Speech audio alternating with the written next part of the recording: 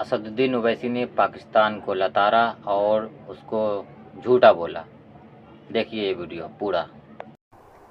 بنیاناً مرصوصاً مانے یہ قرآن شریف کی الصف سورت کی آیت نمبر 4 ہے، جس میں اللہ یہ کہہ رہا ہے کہ تم اللہ سے محبت کرتے تو ایک سیسا پلائی دیوار کی طرح کھڑے ہو جاؤ.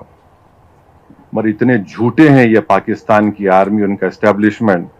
اگر آپ اسی سورے میں دیکھیں گے تو اس سورے کی آیت نمبر 2 میں اللہ فرما رہا ہے کہ تم کیوں ایسی بات کہتے ہو جو کرتے نہیں ہو. اس کے بعد یہ آیت آ رہی ہے. تو اتنے جھوٹے ہیں کہ قرآن کو بھی، آیات کو بھی اس کا پورا مقصد حاصل نہیں کرنا چاہتے. اور یہ نہیں بول رہے کہ قرآن میں اللہ فرمایا کہ یا ایھا الذین آمنوا لما تقولون ما لا تفعلون، کہ تم کیوں ایسی بات کہتے ہو جو کرتے نہیں ہو. اور پھر آپ چلے گئے سیسا پلائی ہوئی دیوار، کیا کہ بنیاناً مرصوصاً. تو کیا ہمارے پڑوسی ملک جب ایسٹ پاکستان میں بنگالی مسلمانوں پر آپ گولیاں چلا رہے تھے تو کیا آپ سیسا پلائی ہوئی دیوار بھول گئے تھے؟ اس زمانے میں ان کے جو بہت بڑے لیڈر تھے بھٹو نے بنگالی مسلمانوں کو سور کہا تھا.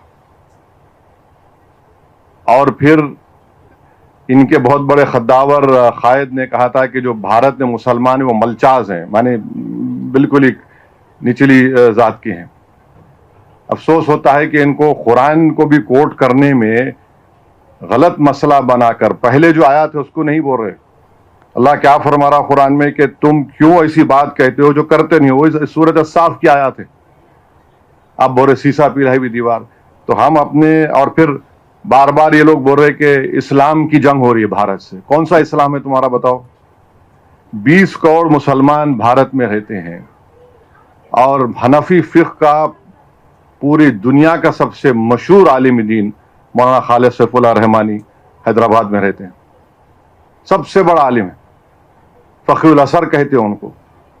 آپ کہتے ہیں اسلام کی بات کرتے ہیں، پھر آپ نے ایرانین آؤٹ پوسٹ پہ گولیاں چلائی تو وہاں سیسا پلائی ہوئی دیوار بھول گئے. بلوچیوں پر آپ قتل کرتے ہیں، سیسا پلائی ہوئی دیوار بھول گئے. آپ افغانستان میں آپ یقین نہیں کریں گے، جب 9/11 کے بعد یہی حکومت تھی، یہی اسٹیبلشمنٹ تھا جو معصوم لوگوں کو، جو ڈاکٹرز تھے، انجینئرز تھے، سرجنز تھے، صرف $15,000 کے عوض میں ان کو امریکنوں کو بیچ دیا.